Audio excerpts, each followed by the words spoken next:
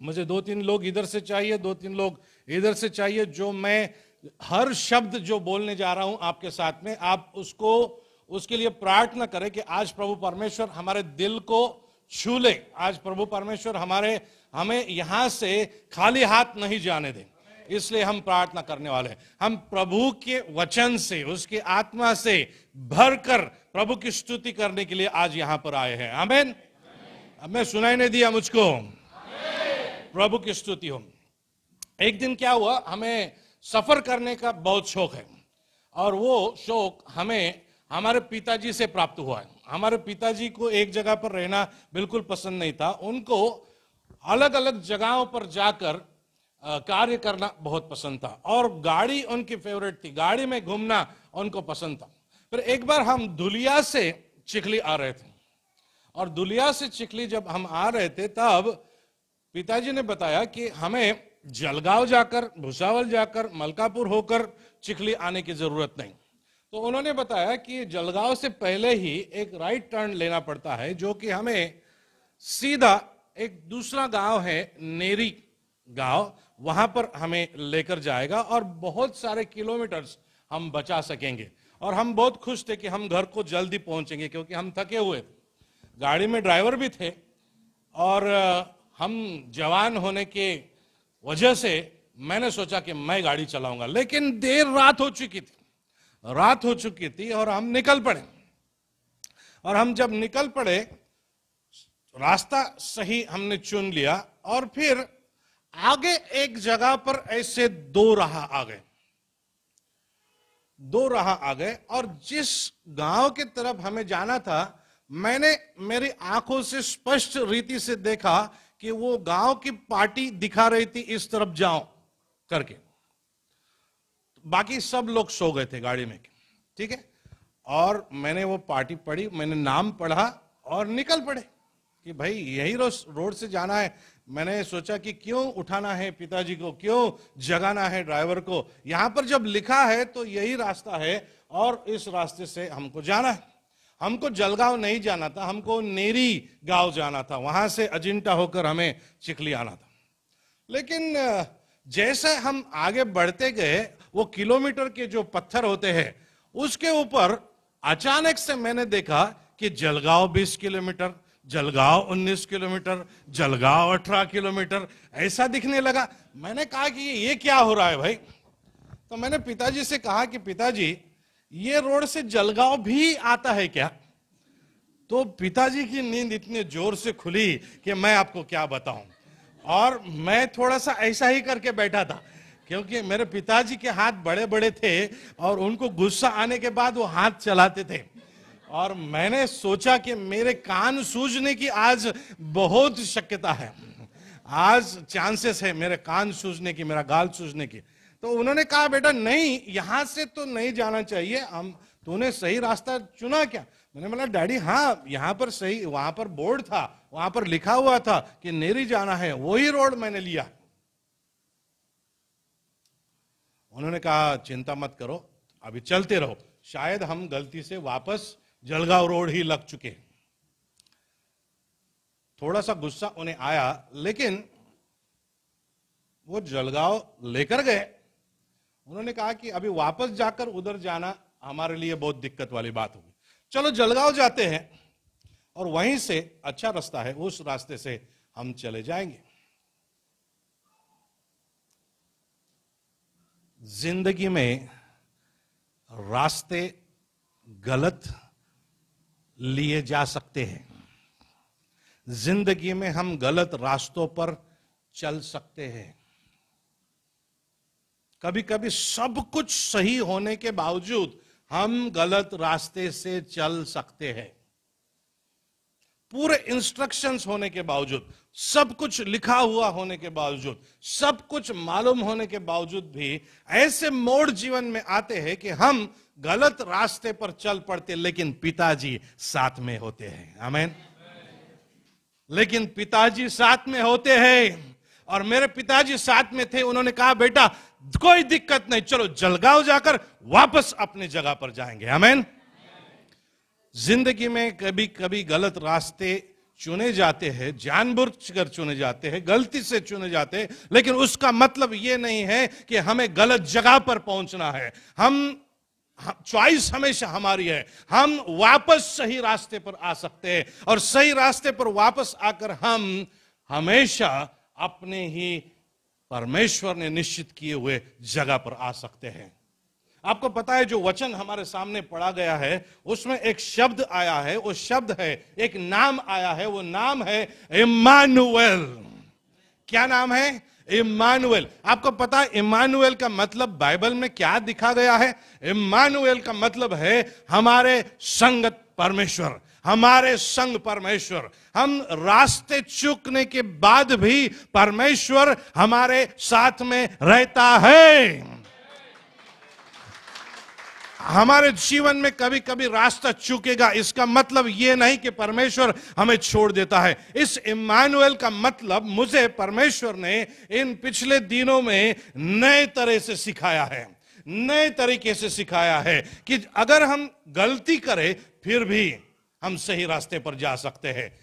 गलती करने के बावजूद परमेश्वर हमें नहीं छोड़ता है, वो हमारे साथ है। कई बार हमको लगता है मैं बाइबल पढ़ता हूं, मैं अच्छे विचारों में जीता हूं, मैं धार्मिक हूं, मैं उपवास करता हूं, मैं प्रार्थना करता हूं और ऐसे व्यक्ति के साथ में ही प्रभु परमेश्वर रहता है। नहीं प्रियो, जो परमेश्वर के प्रिय लोग हैं उन्होंने उनके जीवन में कुछ गलती करने के बाद, गलत मोड़ ले लेने के बाद भी परमेश्वर उनको नहीं छोड़ता है। मुझे पता है कि आपने इसका अनुभव किया है। मुझे पता है कि प्रभु परमेश्वर आपके साथ में था और आपके साथ में है। मैंने मेरे जिंदगी में बहुत सारे गलत मोड़ लिए थे, लेकिन परमेश्वर ने मुझे छोड़ा नहीं। परमेश्वर ने मुझे छोड़ा नहीं। बोलो आमीन। अरे ऐसा शर्माते हुए आज हम आमीन बोलेंगे नहीं, क्योंकि हम प्रभु परमेश्वर के बच्चे हैं। बोलो आमीन। प्रभु की स्तुति करेंगे, उसके नाम को धन्यवाद देंगे, क्योंकि प्रभु परमेश्वर हमें छोड़ता नहीं है। वो सिर्फ उसके रास्तों पर चलने वाले लोगों के साथ ही नहीं, लेकिन जो रास्ते भूले हुए हैं, जो रास्ते भटके हुए हैं, जिन्होंने गलत मोड़ लिया है, उनके साथ में भी रहता है। आपको पता है बाइबल में से मैं ऐसे 3-4 लोगों को आज आपके सामने रखूंगा जिन्होंने अपने जीवन में गलत निर्णय ले लिया, लेकिन परमेश्वर ने उन्हें छोड़ा नहीं। परमेश्वर ने उन्हें छोड़ा नहीं। उन्हें छोड़ा तो नहीं, लेकिन परमेश्वर ने उनका इस्तेमाल इतने बड़े पैमाने पर किया कि हम सोच भी नहीं सकते। और ये चीजें मैं आपको मेरे दिल की नहीं बताऊंगा, ये चीजें पवित्र वचन में की है, वो मैं आपको बताने वाला हूं। लेकिन आगे जाने से पहले एक बात समझ लीजिए, परमेश्वर उसके चुने हुओं को गलत कदम उठाने के बाद छोड़ता नहीं। ये चीज का हम गलत इस्तेमाल नहीं करेंगे, इस सच्चाई का हम गलत इस्तेमाल नहीं करेंगे, इस सच्चाई का गलत रास्ते चुनने के लिए हम इस्तेमाल नहीं करेंगे, इस सच्चाई का गलत निर्णय लेने के लिए हम इस्तेमाल नहीं करेंगे। लेकिन ये पवित्र वचन की सच्चाई है। पवित्र वचन की सच्चाई है कि पवित्र बाइबल में कई लोगों ने गलत रास्ते चुने, गलत निर्णय लिए, फिर भी इम्मानुएल परमेश्वर उनके संग रहा। आमीन। मुझे नहीं छोड़ा, परमेश्वर ने मुझे पकड़ के रखा और मुझे वापस रास्ते पर लाया। हर सही जगह पर जाने के लिए प्रभु परमेश्वर ने मुझे वापस रास्ते पर लाया। बाइबल में कई ऐसे उदाहरण हैं जिन्होंने गलती से गलती कर दी। ठीक है, गलती से गलती कर दी। मूसा, किसको मालूम है? मूसा जब जन्मा था तभी उसे खत्म करने का शैतान का प्लान था, क्योंकि शैतान को मालूम था कि ये मेरे राज्य में बहुत धूम करने वाला है।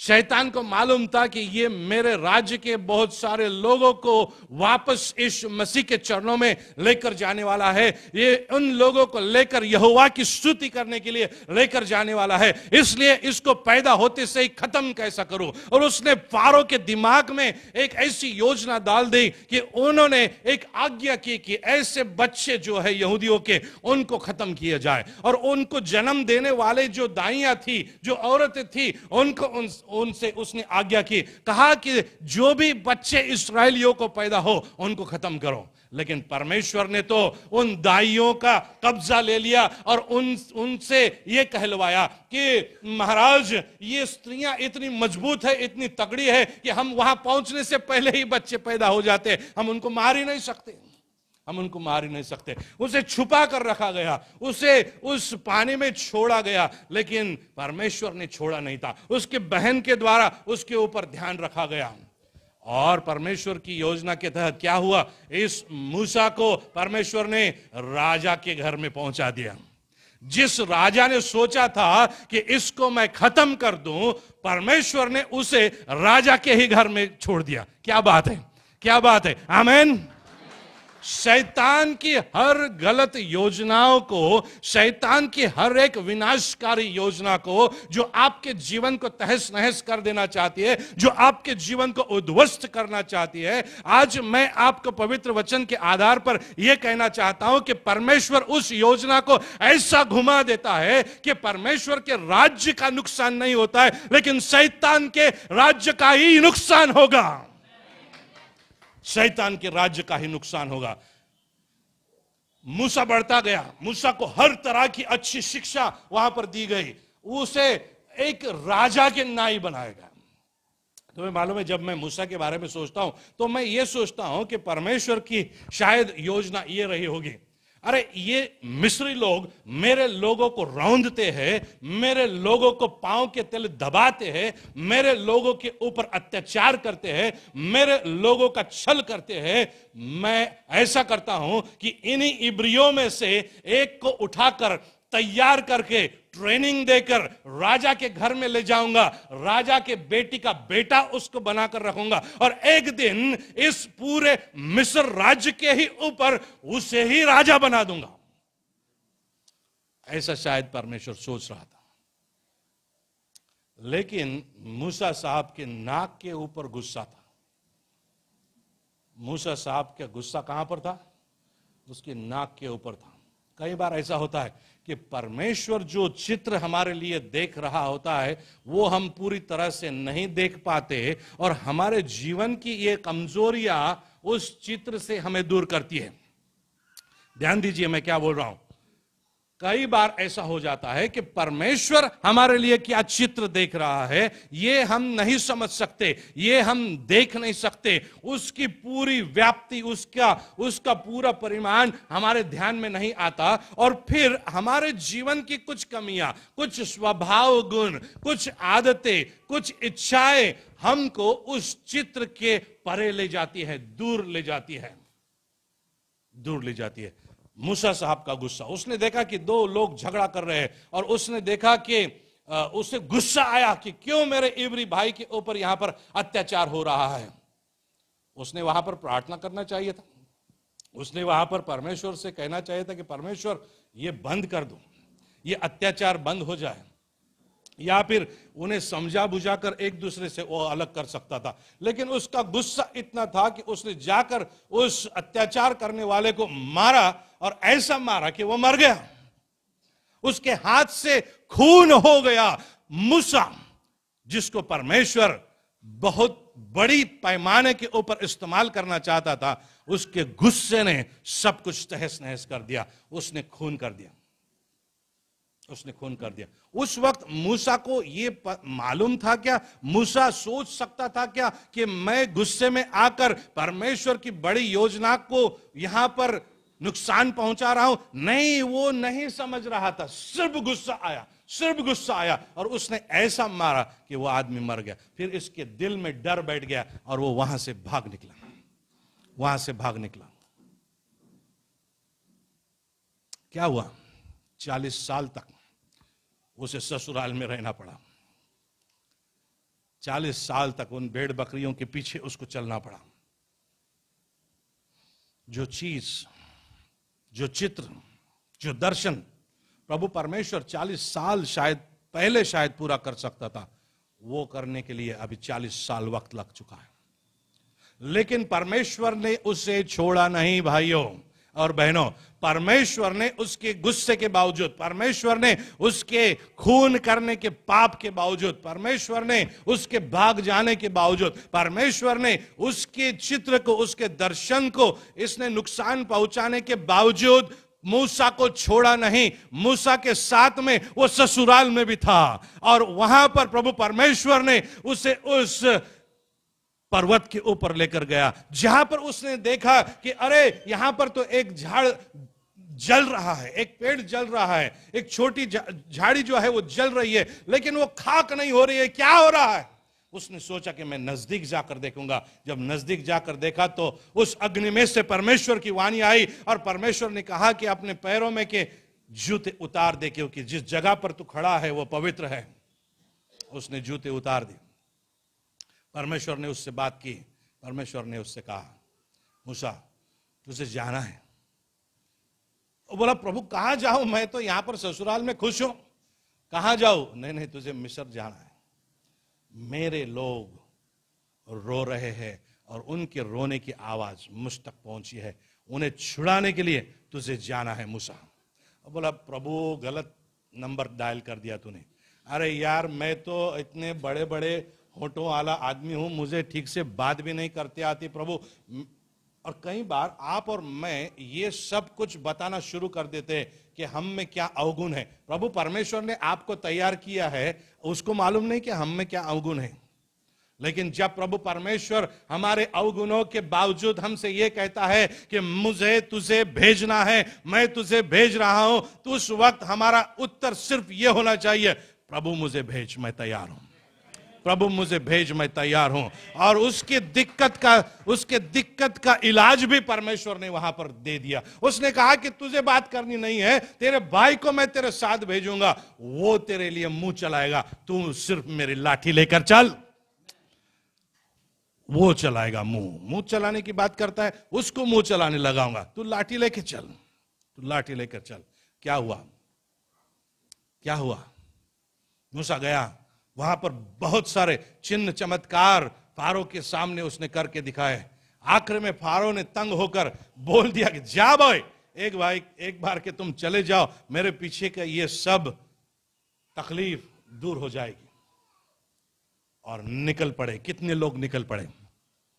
20 लाख के ऊपर इस्राएली लोग निकल पड़े। वहां से लाल समुंदर के पास आए। सामने समुंदर है, जा नहीं सकते, जा नहीं सकते। उसमें जाएंगे तो मर जाएंगे। बड़े बुजुर्ग मूसा के पास गए, उससे कहने लगे कि अरे भाई, हमको यहां पर मरने के लिए क्यों लेकर आए हो? मिस्र में कब्रें नहीं थी क्या, ताकि हम वहां पर मरे और वहां पर ठीक से हमारा अंतिम संस्कार हो? अब यहां पर इस समुद्र के सामने लाकर तूने खड़ा कर दिया है, पीछे मिस्री सैन्य आ रहा है, वो आकर हमें छाट देंगे, हमारे कत्ल कर देंगे, और तूने यहां पर आके हमारे ऊपर बहुत बड़ा संकट लाया है। मूसा ने हिम्मत नहीं छोड़ी, मूसा ने हिम्मत नहीं छोड़ी। परमेश्वर के ऊपर उसने देखा। परमेश्वर ने उससे कहा, तेरे हाथ में क्या है? बोला, लकड़ी है। उठा लकड़ी को समुंदर के ऊपर। उसने पहले भी इस लकड़ी का अनुभव लिया था। जैसे ही उसने लकड़ी ऊपर की, समुंदर का पानी ऐसा दोभागा गया कि पूरी इस्राएल की खानदान, पूरा इस्राएल राष्ट्र सूखे जमीन के ऊपर से चलकर समुंदर के पार गया। आमीन। इम्मानुएल, इम्मानुएल, प्रभु हमारे संग। बोलो, इम्मानुएल, हमारे संग प्रभु। प्रभु ने मूसा को छोड़ा नहीं, उसका इस्तेमाल किया इन 20 लाख लोगों के राष्ट्र को मिस्र से छुड़ा कर लाने के लिए। आमीन, आमीन। ऐसा कोई इंसान है जिसने कभी जीवन में गलत मोड़ नहीं लिया हो? ऐसा कोई इंसान है यहां पर जिसने जीवन में कभी भी गलती नहीं की है? ऐसा कोई इंसान है यहां पर जिसने जीवन में कभी भी गलत निर्णय नहीं लिया है? हम सब ने लिया है, हम सब ने लिया है, लेकिन परमेश्वर छोड़ता नहीं, परमेश्वर छोड़ता नहीं, वो हमारे संग है। आमीन। दाऊद के बारे में सोचेंगे। दाऊद कौन था? चरवाहा था। उस चरवाहे को परमेश्वर ने अभिषेक करवाया सामुएल से, और उसके बाप ने तो उसको इंट्रोड्यूस भी नहीं करवाया था, उसकी पहचान भी नहीं करवा कर दी थी सामुएल को, क्योंकि सामुएल ने कहा था कि भाई परमेश्वर ने मुझे भेजा है इस्राएल के लिए, नया राजा जो है उसका अभिषेक करने में आया हूं, कौन है तेरा बेटा। उसने पहले जो अच्छे तगड़े दिखने वाले, स्मार्ट दिखने वाले, सुंदर दिखने वाले जो लोग थे उनको सामने लाया। परमेश्वर सामुएल को बोलता गया, भाई इसमें से कोई भी नहीं है। सामुएल पूछता है, भाई और एक आधा बच गया है क्या? बोले एक है यार, वो तो भेड़े चराता है उधर। बोले उसको बुलाओ। जब आया तो बहुत ही जवान था, शायद ठीक से मूछें भी नहीं फूटी थी उसकी, गेहूं रंग था, सुस्वरूप था, सुंदर था। परमेश्वर ने कहा यही है, इसे अभिषेक कर, यही है, इसे अभिषेक कर। और वचन कहता है कि उसने अभिषेक करने के बाद परमेश्वर की आत्मा दुप्पट उसके साथ में रहती थी, 2 बार रहती थी, डबल पोर्शन में रहती थी। आमीन। दुगनी उसके साथ में रहती थी। शाऊल जब परेशान होता था दुष्ट आत्मा से, तब दाऊद जाकर म्यूजिक बजाता था, संगीत बजाता था, और उसके पास से वो दुष्ट आत्मा निकल जाती थी, भाग जाती थी। आगे राजा जब दाऊद बने तो क्या हुआ? लड़ाई थी। लड़ाई में राजा सामने चाहिए, राजा घर में थे। लड़ाई में राजा ने आगे जाना था। राजा ने कहा कि चलो यार, मैं थोड़ा वेकेशन लेता हूं, थोड़ी छुट्टी मनाता हूं, थोड़ा आराम करता हूं, घर में ही रहता हूं। अब जब घर में अकेले होते हैं ना, तो जरा जागरूक रहिए, शैतान पकड़ता है। जब अकेले रहते हैं तो शैतान पकड़ता है। और मालूम है आज के समाज में क्या हो रहा है? हम सबको अलग रहने की इच्छा है, हम सबको इकलौता रहने की इच्छा है, हम सबको किसी से बात करने की इच्छा नहीं। हम सब चाहते हैं कि मैं और मेरा फोन टिक टिक टिक टिक टिक टिक टिक टिक टिक टिक शुरू, मैं और मेरा फोन गप गप गप गप गप गप गप गप शुरू। अरे सामने सब लोग हैं, बच्चे हैं। एक चित्र आता है वो फेसबुक में, आपने देखा है कि नहीं मालूम नहीं। हाँ, वो औरत फोन में इतनी पगली रहती है कि वो फोन के आदत की वजह से वो गलती से फोन बच्चे के मुंह में दे देती है और उसकी बाटली कान को लगा देती है। पागल करता है ये फोन। और ये दुनिया की ऐसी चीजें हैं जो सही इस्तेमाल के लिए प्रभु ने दी है, लेकिन जब हम उसका अतिरेक करते हैं, उसके गुलाम जब हम बन जाते हैं, तो हम लोगों से परे हो जाते हैं, अलग हो जाते हैं। और जब लोगों से हम अलग हो जाते हैं, खुद को अकेला रखना चाहते हैं, खुद को इकलौता रखना चाहते हैं, शैतान उस वक्त आपको पकड़ सकता है। दाऊद महाराज जिसने गलियात को खलास कर दिया, वो दाऊद महाराज अकेले घर में थे। उनको लगा कि थोड़ी हवा खाता हूं, ऊपर चढ़ गए बिल्डिंग के ऊपर और वहां हवा खाने लगे। अब आंखें बंद करके थोड़ी हवा खाते। उन्होंने आंखें भी खुली रखी और क्या देखा कि एक सुंदर स्त्री स्नान कर रही है। उसके दिल में वासना जग गई, उसने उस स्त्री को घर में लाया। अब देखिए कौन है ये दाऊद? ये दाऊद वही है जिसके बारे में प्रभु का वचन कहता है कि यह परमेश्वर के मन के जैसा आदमी है। लेकिन उसके मन में इकलौता होने की वजह से, एक अकेला होने की वजह से शैतान घुस गया है। उसने, जो उसकी पत्नी नहीं है, किसी और की पत्नी है, उसे नहाते वक्त उसने देखा और उसको वहां पर उठा के लाया है। अब राजा है, उसको कोई नहीं बोल सकता था। उसने उसे उस औरत के तरफ गलत नजर से देखा। उसने अपने दिल और दिमाग में उसके साथ कुकर्म कर दिया था। उसने उसको घर में लाया, उसके साथ शरीर से उसने संबंध किया।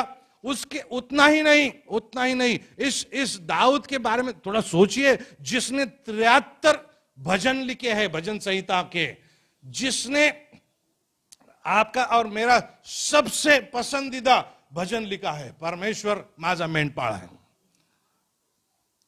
वही ये दाऊद है। जब अकेला था, अपना काम छोड़कर जब दूसरे काम में लग गया था, अकेला जब था, तब शैतान ने उसके ऊपर हल्ला किया। उसने आंखों से और दिल से गलत बात की, उसने उस औरत को उठाकर लाकर शरीर संबंध उसके साथ किया। उतना ही नहीं, जब उसका पति लौट आया था तो इसने क्या सोचा है, देखो कितना शैतान घुसता है ना जब तुम्हारे और मेरे दिमाग में, तो वो बहुत बुरा काम करता है। उसने ये सोचा कि मैं इसके पति को अब उसके घर पहुंचा दूंगा ताकि उसका बच्चा उसके पति का ही कहलाए। जब पति घर आएगा तो पति घर जाएगा, उसके पत्नी के साथ शरीर संबंध करेगा और उसका ये बेटा उसका ही कहलाएगा, यह बच्चा उसका ही कहलाएगा, मैं साफ सुथरा रहूंगा। देखो दिमाग में कैसा कचरा घुस जाता है जब शैतान हमारी पकड़ ले लेता है। आपके कई लोगों के दिल में ये प्रश्न आ रहा है पिछले 8 दिनों से 10 दिनों से, ऐसा कैसे हो सकता है, ऐसा हो सकता है, ऐसा हो सकता है। शैतान पकड़ लेता है, शैतान पकड़ता है।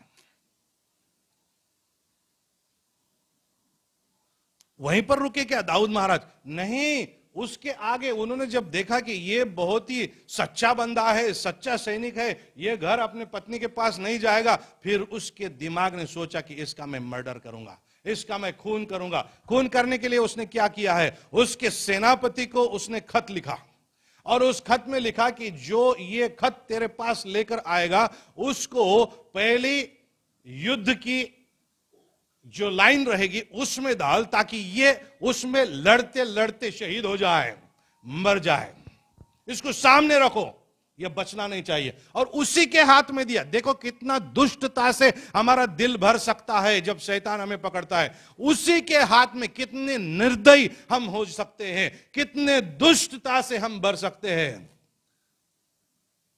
शैतान जब हमारे पकड़ लेता है, उस दुष्टता के कारण उसने उसी के हाथ में उसके खुद के मर्डर का लेटर भेज दिया, उसके खुद खून का लेटर भेज दिया।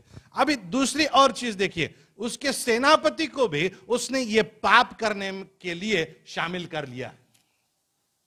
उसके सेनापति को भी उसने पाप करने के लिए शामिल कर लिया और उसके सेनापति ने वही किया जो उसके राजा ने उससे कहा। उसका आज्ञा पालन करना उसे जरूरी था और उसने जाकर उसे सामने के लाइन में खड़ा कर दिया। वो मर गया और फिर सेनापति ने बताया आपने जैसा कहा वैसा हो चुका है।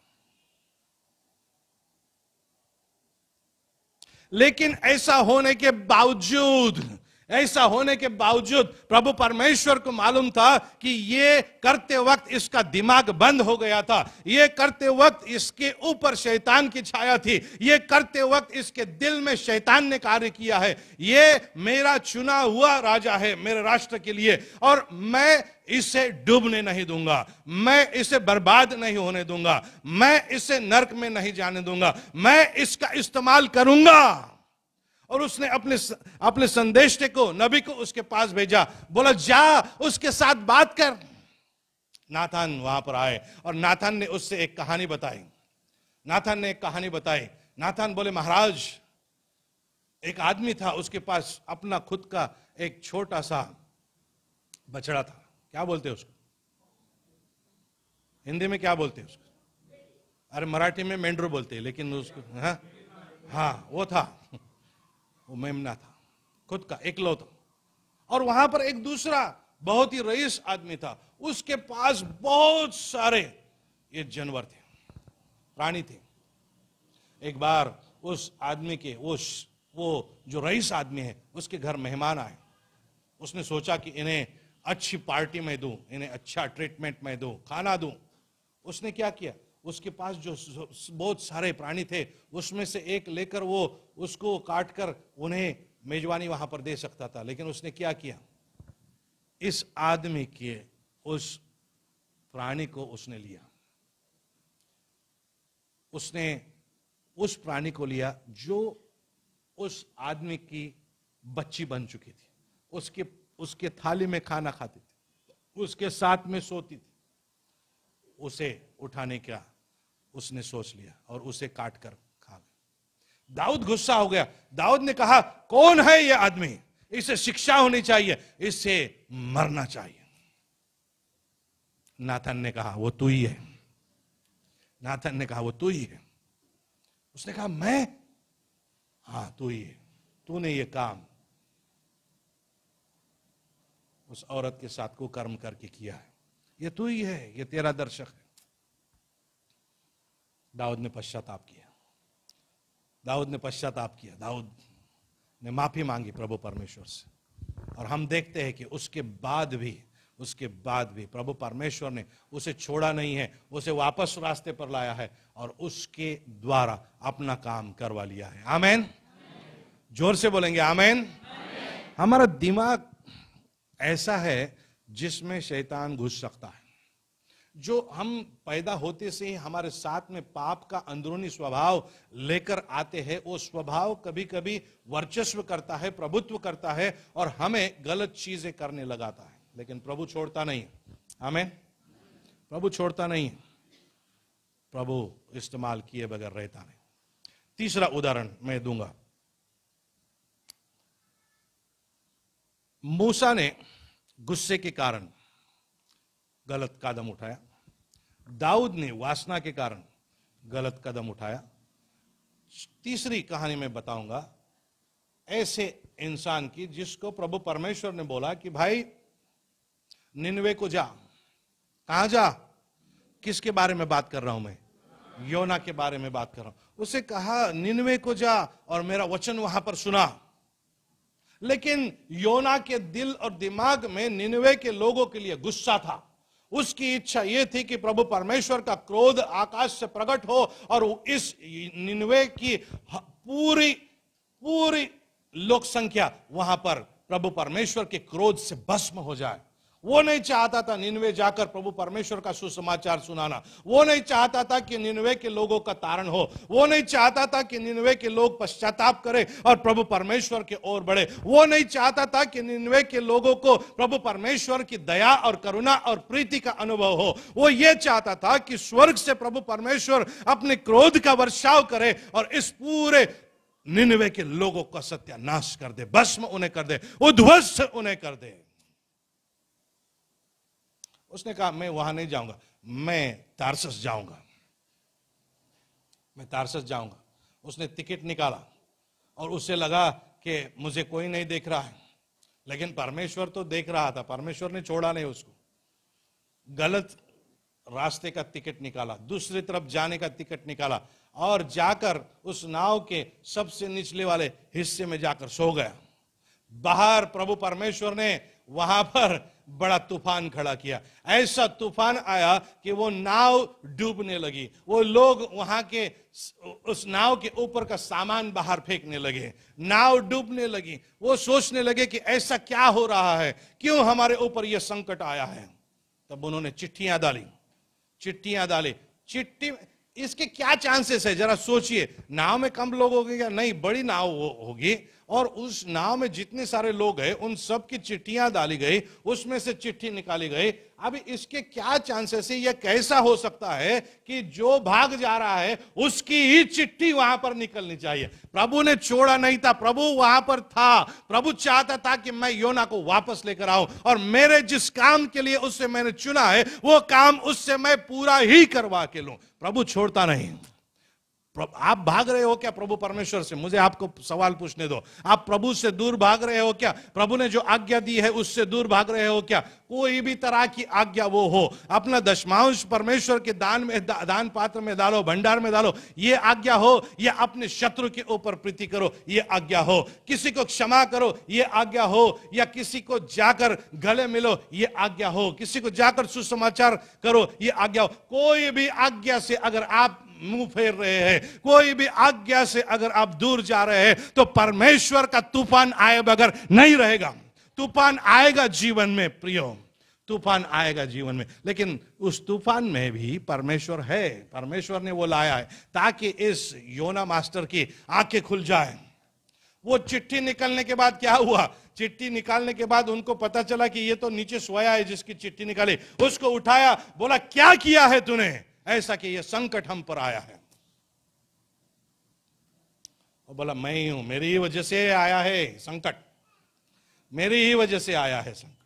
आप एक काम करो, देखो कितना दिल में जब गुस्सा भर जाता है, दिल में जब ईर्ष्या भर जाती है, दिल में जब द्वेष भर जाता है, दिल में जब दुश्मनी भर जाती है, दिल में जब क्रोध भर जाता है दूसरों के लिए, खुद मरने के लिए तैयार हो गया। बोला मुझको उठाकर पानी में फेंक दो, तभी ये तूफान शांत होगा। उसने वहां बोल सकता था कि भाई एक काम करो, मुझे वापस छोड़ दो। वो प्रभु से कह सकता था, प्रभु क्षमा कर, तू कुछ मुझे वहां भेजे बगैर रहेगा नहीं, मैं जाने के लिए तैयार हूं। तूफान थम जाता था, लेकिन उसने ऐसा नहीं किया। उन्होंने उसको उठाकर फेंक दिया, प्रभु से क्षमा मांगी, प्रभु से कहा कि भाई प्रभु माफ करो, ये पाप हमारे मस्तक पे मत फोड़ो। कहां गए योना जी? तैरते तैरते निन्वे पहुंच गए? नहीं, वहां पर प्रभु परमेश्वर ने बड़ी मछली तैयार करके रखी थी। बड़ी मछली कितनी बड़ी है थी मालूम है क्या? बहुत बहुत बड़ी थी, आदमी उसके अंदर घुस सकता था। इतनी बड़ी थी कि आदमी उसके अंदर जा सकता था। गए योना महाराज अंदर। अंदर जाने के बाद पता चला कि मैं तो मरा नहीं हूं, मैं जिंदा ही हूं। पानी में फेंकने के बाद भी मेरे नाक मुंह में पानी जाकर मेरी सांस रुकी नहीं है। पानी की मैं अंदर मछली के पेट में हूं, वहां पर उसे पश्चाताप हुआ है, अपने गलती का एहसास हुआ है। वहां पर घुटनों के बल होकर प्रार्थना कर रहे हैं, महाराज ये सब गलती हो गई, माफ करो। तीसरे दिन योना ने जाकर समुद्र के किनारे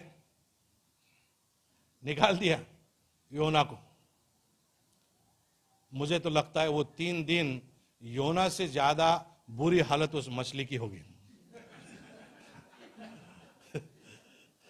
कि ये मैंने क्या खा लिया ये मैंने क्या खा लिया। अब तक जो खाता था वो कुछ क्षणों में ही चूरा मूरा हो जाता था। मेरे पेट में का जो एसिड है उसे पिघला देता था, उसका खाना बन जाता था। ये क्या घुस गया मेरे पेट में? मुझे ऐसी कैसी अलग अलग तरह की रिंगटोन वाली डकारें आ रही है ये क्या हो रहा है मेरे साथ? लेकिन उसने रखा, रहे भाई, परमेश्वर ने बोला है रहे, तेरे को रखना है इधर 3 दिन रह ले। जब निकाल दिया तब गए योना महाराज। फिर भी उनका गुस्सा नहीं किया, बोलकर दिखाए, प्रभु मुझे मालूम था तेरे दिल में करुणा है, प्रभु मुझे मालूम था तेरे दिल में दया है, मुझे मालूम था आप दयालु हो, आप इन्हें नुकसान नहीं करोगे। और जब वो सुसमाचार प्रचार कर रहा था, चल कर जा रहा था निनवे के वहां पर, वो ये सोच रहा था कि मैं एक नबी हूं, मैं एक संदेशता हूं, मैं एक संदेशवाहक हूं, भविष्यवक्ता हूं, मैं जो बोलूंगा ऐसा ही होना चाहिए। और उसने वहां पर इच्छा की कि निनवे तो अभी गया काम से। लेकिन क्या हुआ, जब वहां पर चला गया तो राजा तक बात पहुंच गई कि ऐसे एक महाराज घूम रहे हैं, प्रभु का वचन सुना रहे, पश्चाताप करने के लिए बोल रहे। महाराज ने बोला कि सब पश्चाताप करते हैं, सभी के सब मिलकर पश्चाताप करेंगे। पश्चाताप करने लगे, अपना जीवन फिराने लगे, अपने मन को फिराने लगे, प्रभु परमेश्वर के सामने विनम्र होने लगे। प्रभु परमेश्वर को आनंद हुआ, लेकिन इस नबी को आनंद नहीं हुआ। उसे गुस्सा आ रहा था, उसे गुस्सा आ रहा था। लेकिन फिर भी उसको परमेश्वर ने नहीं छोड़ा, फिर भी उसको नहीं छोड़ा। मालूम है क्या हुआ? जब गुस्सा होने के बावजूद भी जो वचन उसने वहां पर फैलाया था, उसका परिणाम यह हुआ कि 1,20,000 के ऊपर लोग परमेश्वर के पास आए। आमीन, आमीन, जोर से बोलो आमीन। सुनाई नहीं दे रहा है? आमीन। प्रभु परमेश्वर छोड़ता नहीं, प्रभु परमेश्वर छोड़ता नहीं। इसके दिल में द्वेष था, गुस्सा था। उस गुस्से के कारण परमेश्वर की आज्ञा का भंग करना उसने चाहा। दाऊद के दिल में वासना आ गई, उस वासना के वजह से उसने पाप करना सोचा। मूसा के दिल में गुस्सा आया, उसने खून कर दिया।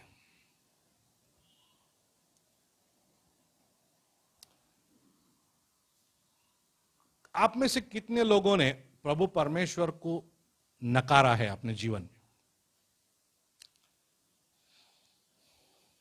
कभी नकारा है? अच्छा, ऐसा सोचते कि मैं पास्टर हूं, ठीक है, हूं कि नहीं? हेलो, अरे बोलो ना, हो कि नहीं? मैं पास्टर हूं, आप लोग पास्टर है। अगर आपको यह पता चलता है कि मैंने प्रभु यीशु मसीह को नकार दिया, आपको बात पचेगी? हजम होगी क्या बात? ठीक है, DS साहब ने प्रभु यीशु मसीह को छोड़ दिया, बात हजम होगी? नहीं होगी। अरे ये तो प्रार्थना करते ही, हमें प्रचार करते, ये कैसा क्या छोड़ सकते हैं प्रभु को? बात हजम नहीं होगी। अच्छा, ऐसा सोचते कि हमारे ऊपर के जो साहब है, दानगे साहब है, हाँ, उन्होंने प्रभु यीशु मसीह को छोड़ दिया, बात हजम होगी? नहीं। अरे वो तो इन सब DS साहबों को चलाते, वो कैसा क्या प्रभु यीशु मसीह को छोड़ सकते, नकार सकते? ये बात गलत है, ये हो ही नहीं सकता। अच्छा, ऐसा सोचते कि उनके ऊपर जो विभागीय संचालक है हमारे जिम रिची साहब, ऐसा सोचिए कि उन्होंने प्रभु परमेश्वर को नकार दिया, आपको बात हजम होगी? नहीं होगी। ऐसा सोचते कि उनके ऊपर के जो जनरल सुपरिंटेंडेंट साहब है, जो सिर्फ 6 है दुनिया में, उन्होंने प्रभु यीशु मसीह को नकारने का ठहराया, बात हजम होगी? नहीं होगी। लेकिन ऐसे एक साहब थे जो 3.5 साल तक प्रभु यीशु मसीह के साथ में दिन रात थे, उन्होंने परमेश्वर को नकार दिया, उन्होंने यीशु मसीह को नकार दिया। हो सकता है ऐसा? अरे हुआ है ऐसा, हुआ है ऐसा, ऐसा हुआ। इसीलिए बाइबल में वचन है, 1 कोरिन्थियों का 10वां अध्याय, उसमें लिखा है कि आप अगर खड़े हो तो आप ना गिरे इसलिए जागरूक रहिए। तुम्ही उभे आहात का, मग पडू नये म्हणून जपा। तुम्ही उभे आहात का, पडू नये म्हणून जपा। प्रभु को मालूम है इंसान ऐसा प्राणी परमेश्वर ने बनाया है जिसका दिमाग कभी भी घूम सकता है और वो कभी भी उल्टा काम कर सकता है। इसलिए वचन में लिखा है कि जागरूक रहिए ताकि आप परमेश्वर के खिलाफ ना जा सके। पेत्रस साहब, पीटर, आज मुर्गी है बाहर, मुर्गे का और पेत्रस का बहुत नजदीक का संबंध है ना। प्रभु यीशु मसीह ने उससे कहा, वो बड़ी बड़ी बातें कर रहे थे, पेत्रस मैं आपको कभी नहीं छोड़ूंगा, मैं आपके लिए मरने के लिए तैयार हो जाऊंगा, मैं यूं करूंगा, मैं त्यों करूंगा, बड़ी बड़ी बातें कर रहे थे प्रभु यीशु मसीह के साथ में। प्रभु यीशु मसीह तो दिल के अंदर झांक कर पहचानने वाला है। उसने कहा, पेत्रस चुप बैठ, सुबह होने से पहले 3 बार तू मुझे नकारेगा। लोगों ने उसे पहचाना, अरे ये तो यीशु मसीह के साथ में था। ये तो कहने लगा, क्या बात कर रहे हैं आप, मैं तो वो गांव का हूं ही नहीं, मेरा और यीशु मसीह का कोई संबंध ही नहीं भाई। हाँ, निकल गए उधर से। उधर से एक बच्ची आई, उसने पहचाना, अरे ये यीशु मसीह के साथ में था। अरे बेटा क्या कर रही हो, बिल्कुल गलत है। बच्चा भ्रमिष्ट हो गया है, मैं नहीं हूं। हम भी ऐसा ही करते हैं, हम भी ऐसा ही करते हैं, कुकर्म करके बैठते हैं और फिर ऐसा दिखाते कि तुम ही नवेच, वो मैं नहीं हूं।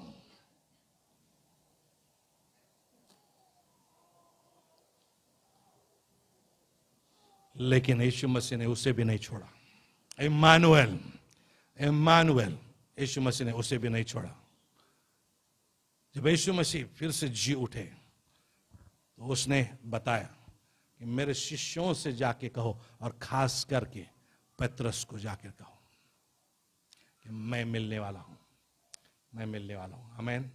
वो छोड़ता नहीं, वो छोड़ता नहीं। और वही पतरस, उसके बारे में यह कहा जाता है कि जब उससे यीशु मसीह के लिए मरना पड़ा तो उसने कहा कि मैं यीशु मसीह के जैसा सीधा मरने के लिए लायक नहीं हूं, मुझे उल्टा टांग कर मारो, मुझे उल्टा टांग कर मारो। प्रभु यीशु मसीह ने उसे छोड़ा नहीं। प्रभु यीशु मसीह ने उसको वापस पकड़ा। प्रभु यीशु मसीह ने उसे दर्शन दिया। प्रभु यीशु मसीह ने उससे कहा, मेरे पीछे चल। और जब वो पीछे चलने लगा, प्रभु यीशु मसीह ने उसे पहले ही बता दिया था कि तेरी इच्छा ना होते हुए तेरे कमर को पकड़ कर ले जाएंगे, तो मेरे पीछे चल। आएगा मेरे पीछे। इन सभी चीजों से ज्यादा मुझसे प्रेम करते हो क्या? उसने कहा, हाँ प्रभु करता हूं।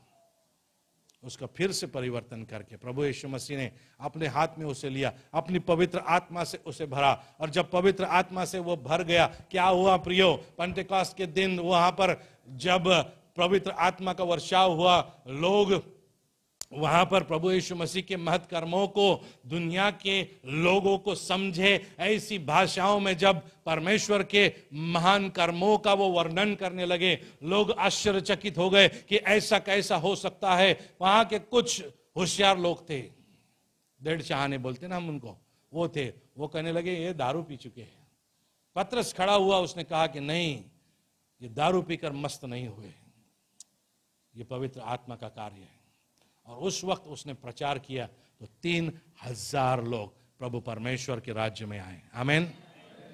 इम्मानुएल, इम्मानुएल, आज वही इम्मानुएल जिसने मूसा को छोड़ा नहीं, आज वही इम्मानुएल जिसने मूसा की गलती को माफ किया और मूसा को ऐसा ऐसा ऐसा ऐसा अगुवा बनाया कि वो प्रभु यीशु मसीह के चेलों को, प्रभु यीशु मसीह के 20 लाख लोगों को वापस मिस्र से लेकर आए और उनके खुद के राष्ट्र में उन्हें प्रस्थापित कर सके। प्रियो, ऐसा गुस्से वाला, ऐसा पापी, ऐसा खूनी व्यक्ति प्रभु परमेश्वर ने उसे छोड़ा नहीं, उसका इस्तेमाल किया। दाऊद जो वासना में बह गया, उससे प्रभु परमेश्वर ने छोड़ा नहीं, उसके दिल में पवित्र आत्मा के द्वारा खलबली मचा दी और उसे पश्चाताप करने लगाया, उसका इस्तेमाल फिर से किया। उसने योना को छोड़ा नहीं, उसने योना को मरने दिया नहीं, उसने योना को वापस लाया और अपना काम उससे पूरा करवा कर ही लिया। आमीन। उसने पतरस को छोड़ा नहीं, जिस चीज के लिए पतरस को उसने चुना था, उसने बोला था कि आज से तू मछलियां नहीं मनुष्य को धरने वाला बनेगा। वो वचन प्रभु परमेश्वर ने पूरा किया है और आपके और मेरे जीवन में भी जो परमेश्वर ने काम किया है प्रियो, वो परमेश्वर वो काम पूरा किए बगैर रहेगा ही नहीं, वो रहेगा ही नहीं। आज आपने जो परमेश्वर को जीवन दिया है प्रियो, उस जीवन का आधार खुद प्रभु परमेश्वर है। आपके जीवन साधारण जीवन नहीं है, वो जीवन प्रभु यीशु मसीह ने अपने खुद के लहू को उस वधस्तंभ के ऊपर बहाकर खरीदे हुए जीवन है। इसलिए शैतान अगर हमला करता है तो करने दो, इस शैतान को बोलो कर हमला, कर हमला, कर हमला, कितना बड़ा चाहिए उतना हमला कर, क्योंकि तू तो हारा हुआ है और मेरा परमेश्वर जीता हुआ है। उसने जीत लिया है, उसने जीत लिया है, वो छोड़ेगा नहीं, वो छोड़ेगा नहीं। आपको दुनिया में भेजा हुआ है, आपको और मुझे दुनिया में भेजा हुआ है। आप और मैं शैतान के नजर से दूर नहीं, हम तो उल्टा ज्यादा उसके टारगेट के ऊपर है। उसने उसके बाण हमारे ऊपर रोक लिया है, उसने उसकी बंदूकें हमारे ऊपर रोक लिया है, उसने उसकी तोपें हमारे ऊपर रोक लिए, ताकि उसको मालूम है, क्योंकि उसको मालूम है कि आप और मैं ही वो डायनामाइट से जो शैतान के राज्य को उद्ध्वस्त करने वाले हैं। और हम में से लोगों को चुरा कर ले जाने की कोशिश शैतान करेगा, करने दो, लेकिन परमेश्वर उन्हें छोड़ेगा नहीं, उनके साथ में परमेश्वर है। जिस हर व्यक्ति के लिए परमेश्वर ने यह कहा है कि आज से तू मेरा बच्चा है, तेरे लिए इस सलीब के ऊपर मेरे बेटे का खून बहा है, वो उसको नहीं छोड़ेगा, क्योंकि उसके मस्तक के ऊपर वो खून लगा दिया गया है और वो परमेश्वर के बन चुके हैं। इसलिए दुख नहीं करना है, आनंद करना है, हमें आनंद करना है हमें, क्योंकि आप और मैं परमेश्वर के चुने हुए और उसके सलीब के ऊपर से बहता हुआ खून हमारे सर पे लगा है और वो खून जहां भी जाएगा, मेरी बात ध्यान से सुनिए, मेरी बात ध्यान से सुनिए, वो जो खून आपके लिए बहा है, उस खून से जिसे अभिषेक हुआ है, उस खून के वजह से जिसके जीवन में जीवन दौड़ रहा है, सार्वकालिक जीवन दौड़ रहा है, वो कहीं भी जाए वो खून चिल्लाएगा, वो खून चिल्लाएगा, वो खून आवाज करेगा, वो खून शैतान के राज्य में खलबली मचा देगा, वो खून सुसमाचार फैलाए बगैर रहेगा ही नहीं, उसका इस्तेमाल प्रभु करे बगैर रहेगा ही नहीं।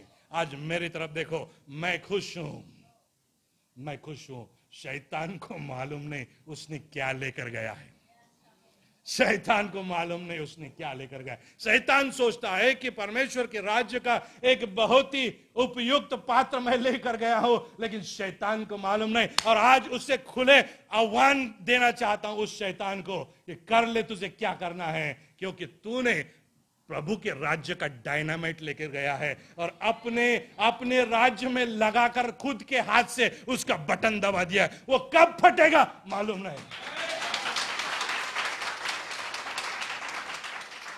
कब फटेगा मालूम नहीं। तैयार हो जाओ, तुम भी वो डायनामाइट हो, तुम्हारे बच्चे वो डायनामाइट है, तुम्हारे माता पिता वो डायनामाइट है। शैतान के राज्य को उद्ध्वस्त करने के लिए परमेश्वर ने हमें अपने हाथ में लिया है। आमीन। इम्मानुएल, प्रभु हमें नहीं छोड़ता। बोलो इम्मानुएल, प्रभु हमें हमारे संग। जोर से बोलो इम्मानुएल, प्रभु हमारे संग।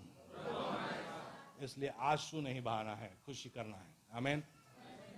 आंसू नहीं बहाना है, खुशी करना है, खुशी से जीना है। वो इम्मानुएल स्वर्ग छोड़कर यहां पर आपके लिए और मेरे लिए आया, ताकि वो हमारा इस्तेमाल कर सके, ताकि उसकी आत्मा हम में वो ऐसी भर सके कि हमारा इस्तेमाल उसके राज्य के लिए हो, उसकी महिमा के लिए हो, उसकी स्तुति के लिए हो। शैतान के हाथ में नहीं, परमेश्वर के हाथ में के शस्त्र हम हैं। आमीन। आंखें बंद कर लीजिए, खुद के जीवन का विचार कीजिए कि मैं कौन हूं? मैं शैतान के हाथ का शस्त्र हूं या मैं परमेश्वर के हाथ का शस्त्र हूं? और आज अगर परमेश्वर ने आपसे कहा है कि तू मेरे हाथ में का शस्त्र है, तो खड़े हो जाइए प्रियो, तो खड़े हो जाइए प्रियो। जो भी परमेश्वर का शस्त्र है वो खड़े हो जाइए। जो भी परमेश्वर ने चुना हुआ है वो खड़ा हो जाइए। जिसको परमेश्वर ने अपने पास में लिया है वो खड़े हो जाइए। अपनी जगह छोड़िए, आगे आइए। आज हम प्रभु परमेश्वर को नए सिरे से अपना जीवन का समर्पण करने वाले हैं। हम प्रभु परमेश्वर को हमारा जीवन को नए सिरे से झोंक देने वाले हैं, ताकि जो इम्मानुएल यानी कि परमेश्वर हमारे संग जो हम बोलते हैं, उसको हम दुनिया में लेकर जा सके, उसको हम लोगों के पास लेकर जा सके, उसको हम दुनिया में इस तरह से ले जा सके ताकि उस शैतान के राज्य को बड़े बड़े छेद गिरा सके। आइए प्रियो, आइए प्रियो। आप पास्टर हो तो भी आ सकते हो, आप सर्वसाधारण सभासद हो तो भी आ सकते हो। अगर ये यकीन है कि प्रभु परमेश्वर ने मुझे चुना है तो आगे आइए। ये अगर यकीन है तो आइए, आगे आ सकते हैं। अपने घुटने टिकाएंगे, प्रभु परमेश्वर से कहेंगे कि प्रभु परमेश्वर मैं हूं, मेरे साथ में हो ले, मेरे अंदर बस ले और मेरा इस्तेमाल कर। आइए प्रियो, आइए करो, आइए आगे आइए, या पुढे या प्रभूच्या समोर आपण लीनाने नम्र हो। या प्रियानो, या देवाची स्तुती असो, देवाची स्तुती असो, देवाची स्तुती असो। मुश्किलें आएंगी, आने दो। आगे आइए, आगे आइए। यहां पर आ सकते हैं आप, यहां पर घुटने टेक सकते हैं। आइए आइए, मुश्किलें आएगी, आने दो। सागर में तूफान उठने दो, हमें रुकना नहीं, हमें झुकना नहीं।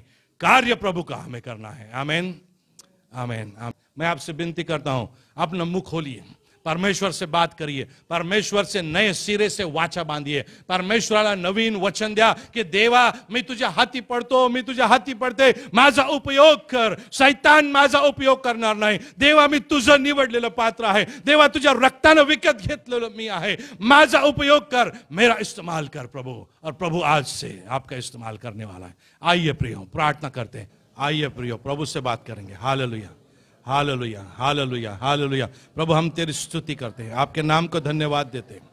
प्रभु तेरी स्तुति हो, प्रभु तेरी स्तुति हो। प्रभु आज आपकी आत्मा को यहाँ पर उंडेल दीजिए। आज आपके बच्चे, आपके चेले प्रभु परमेश्वर यहाँ पर खुले दिल से आए हैं, खुले विचार से आए हैं। प्रभु परमेश्वर शांति दीजिए, आपका सांत्वन दीजिए, आपकी आत्मा से भर दीजिए, आपके वचन से भर दीजिए प्रभु, ताकि प्रभु शैतान का राज्य नष्ट हो और तेरा राज्य प्रस्थापित हो, तेरा राज्य प्रस्थापित हो। Hallelujah, hallelujah, hallelujah, hallelujah. तेरी स्तुति हो, तुझी स्तुति असो प्रभु, तुझी स्तुति हो प्रभु, तुझी स्तुति असो प्रभु, तुझी स्तुति असो। हालेलुया, हालेलुया, हालेलुया, तुझी स्तुति असो। हालेलुया, तुझी स्तुति असो। हालेलुया, तुझी स्तुति असो।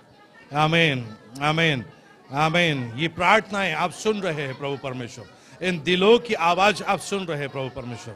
आपके वचन से भरिए, आपके आत्मा से भर दीजिए। Hallelujah, hallelujah, hallelujah, hallelujah, hallelujah, hallelujah, hallelujah, hallelujah, hallelujah. Amen. Amen. Amen. आमीन। Hallelujah, hallelujah, yes Lord, hallelujah, yes Lord, आमीन, आमीन, आमीन, आमीन, आमीन, आमीन।